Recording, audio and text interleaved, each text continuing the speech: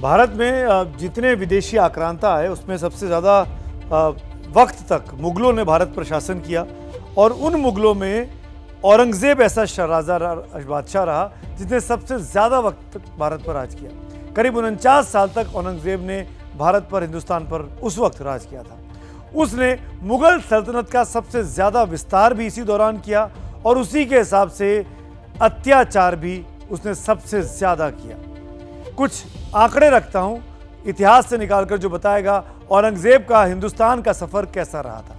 औरंगज़ेब के बारे में कहा जाता है कि उसने हजारों मंदिरों को नष्ट किया। इनमें वाराणसी में काशी विश्वनाथ मंदिर सबसे अहम है। इतिहासकार कैथरीन एसर ने अपनी किताब आर्किटेक्चर ऑफ मुगल इंडिया में लिखा है कि औरंगज़ेब ने ही मंदिर को तुड़वाया था। वहीं मथुरा में कृष्ण जन्मभूमि मंदिर को भी तुड़वाने का आरोप औरंगज़ेब पर ही लगता है। सौराष्ट्र में सोमनाथ मंदिर को महमूद गजनी ने सबसे पहले लूटा था, तोड़ा था, लेकिन बाद में औरंगज़ेब ने भी वही काम किया, इन्हें उस मंदिर को भी तोड़ा, बर्बाद किया। औरंगज़ेब ने गैर मुस्लिमों पर जजिया कर लगाया था।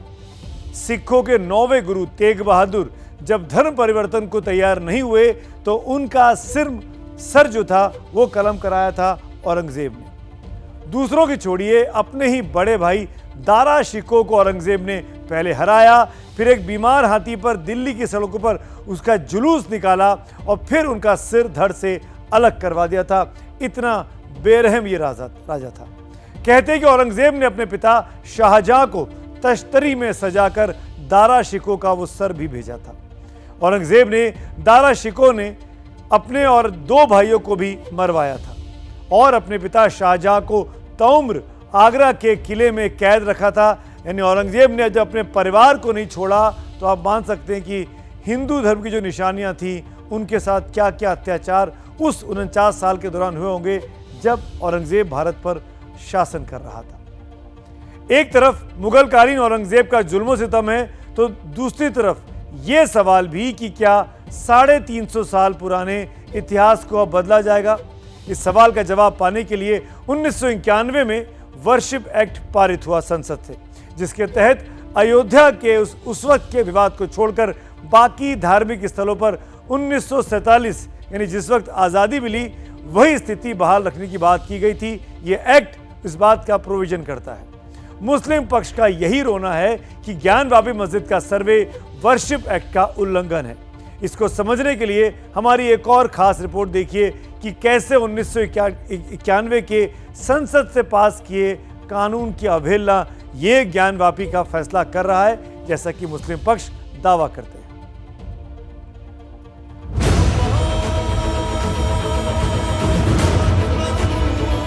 1991 एक्ट साफ तौर पर कहता है, आप उसका वायलेशन करेंगे क्या?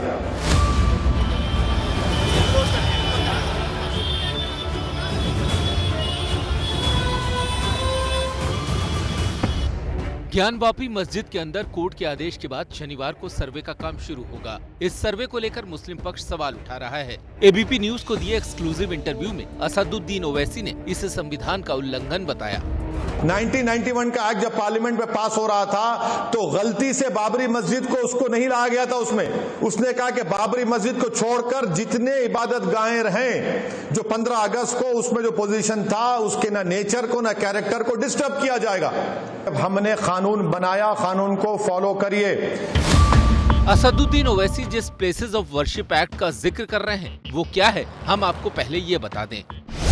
1991 में नरसिम्हा राव की सरकार ने इस एक्ट को पारित किया। इसके तहत किसी धार्मिक स्थल के स्वरूप में बदलाव करने पर प्रतिबंध लगा दिया गया। इसके लिए 15 अगस्त 1947 की तारीख को आधार बनाया गया। अयोध्या के विवादित स्थल को इस एक्ट से बाहर रखा गया।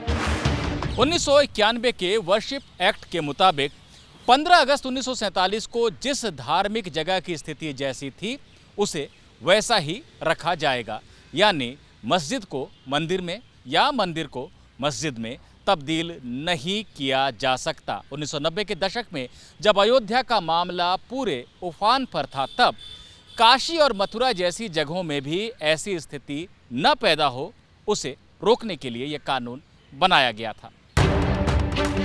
अब सुप्रीम कोर्ट में ज्ञानवापी मस्जिद मामले में मस्जिद की तरफ से दायर अपील में इसी एक्ट का हवाला देकर सर्वे रुकवाने की अपील की गई है।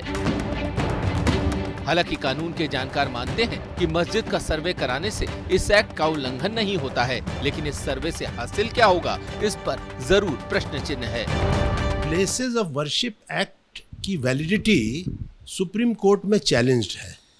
उसमें सुप्रीम कोर्ट ने नोटिस भी इशू किया है। कोर्ट ने डिस्क्रिशन इस्तेमाल करके अगर सर्वे का आदेश किया है तो इसमें तो कोई ऐसा मेरे समझ से provisions of the places of worship act का मेरे हिसाब से वायलेशन तो नहीं है। वो स्टेटस अभी चेंज नहीं होगा जब तक कि places of worship act force में है। ये एक ट्रायल कोर्ट में एक सिविल सूट चल रहा है और सिविल सूट में जहां रिलीफ नहीं हो सकता है, जहां क्योंकि एक्ट के कारण कोई बदलाव नहीं हो सकता है, तब आप क्या इंटरिम ऑर्डर दे रहे हैं और किसके लिए?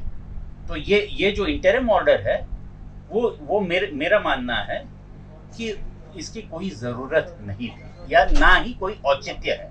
जब आप फाइनल रिलीफ नहीं दे सकते हो तो कोई ऐसे इंटरिम रिलीफ जिस पे कोई सर्वे हो या कोई और एविडेंस गैदरिंग हो, वो क्यों कर रहे हैं? ये इस सिविल सूट को पहले से ही डिसमिस कर देना चाहिए था, क्योंकि कोई रिलीफ नहीं दिया जा सकता है। हिंदू पक्ष इस बात को लेकर खुश है कि सर्वे से मंदिर का सच सामने आ सकता है। हो सकता है कि सर्वे में मंदिर होने के सबूत भी मिले, लेकिन जब तक प्लेस ऑफ वर्शिप एक्ट में बदलाव नहीं होता तब तक ज्ञानवापी मस्जिद में बदलाव नहीं किया जा सकता। तो क्या अब इस एक्ट में भी बदलाव किया जाएगा? ये एक बड़ा सवाल है। दिल्ली से निपुण सहगल की रिपोर्ट।